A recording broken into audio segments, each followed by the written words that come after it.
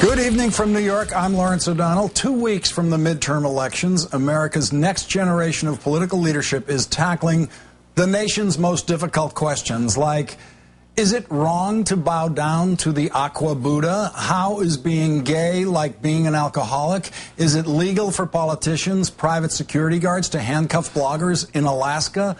Were those scary border-crossing illegal aliens in that ad supposed to look Latino or Asian?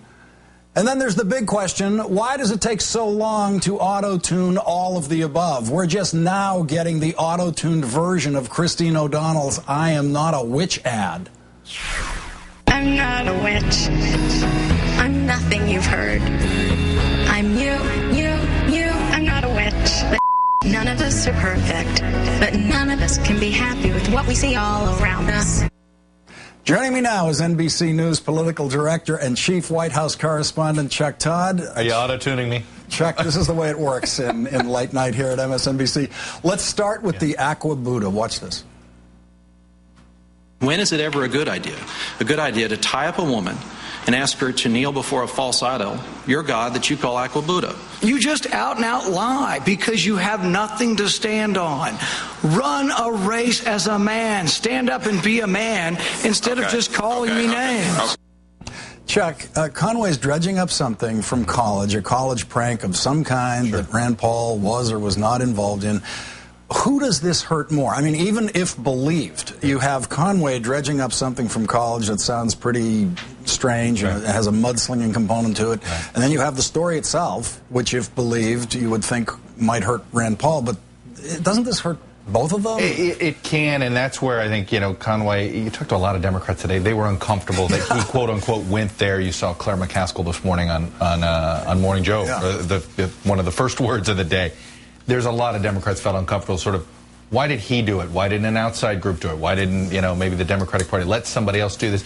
Particularly because the charges, there's already disputes as to the story itself. The first time the story aired, then all of a sudden, the one person who accused Rand Paul of doing it backtracked a little bit.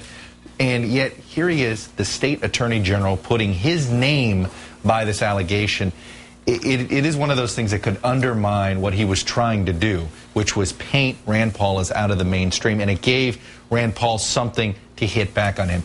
This is one. Look, today was collectively the first really bad day for the Tea Party. When you look at all of the stories, and you put them in your open between Nevada, Colorado, and Alaska, the one guy who seems to have a way out of this and defending himself is Rand Paul.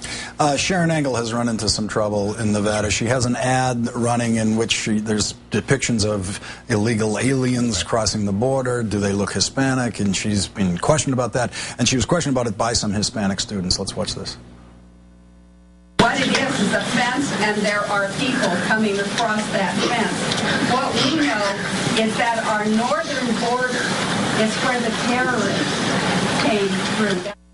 What is the risk here for Sharon Angle? I mean, she's going to get the anti-immigration vote, isn't she? Does she really have to also reach over and try to get some Latino vote? Well, she's going to have to get some sort of mainstream independent vote. Like, that's the vote that's sitting there that's left. So that's where you're sitting there going, comments like this. Again, today's the day that it seemed that all of you have a lot of the Republicans in D.C. are trying their best to take sandpaper to these candidates and file them down.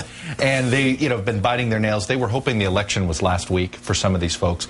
And I think in this is the case. They know that Sharon Angle's one gaffe away if the gaffe comes at the wrong time. And this one, look, Hispanics look like they're not going to turn out in great numbers, whether it's New Mexico, Arizona, Colorado, Nevada. The last thing she needs to be doing is giving Harry Reid a shot at turning out Hispanic. Sarah Palin today rallying support for Sharon Angle. Let's listen to that. Some of you need to man up and spend some political capital to support the Tea Party candidates instead of doing this, waiting to see how everything's going to go. The bigwigs within the machine, they're driving me crazy because they're too chicken to come out and support the Tea Party candidates. I joined Sharon Angle in calling them, too, to just man up. Chuck, there's that phrase, man up. Was she attacking, though? Yeah. That's what I was saying. She wasn't attacking Harry Reid. She's attacking, it sounds like, John Cornyn and Mitch McConnell and the Republicans were in the Senate. The fact is, if it wasn't for the Tea Party, we would look at the Senate map today and we'd be saying, Republicans have a really good shot at picking up the Senate. Because of the Tea Party, Democrats have a a better than 50-50 chance of holding the Senate. Nevada, Colorado, Alaska, and Kentucky are all more competitive for Democrats today, not because of some sort of enthusiasm gap, because the Tea Party candidates have not closed the deal. Chuck Todd of NBC News and MSNBC, thanks for your time tonight. Got it, buddy.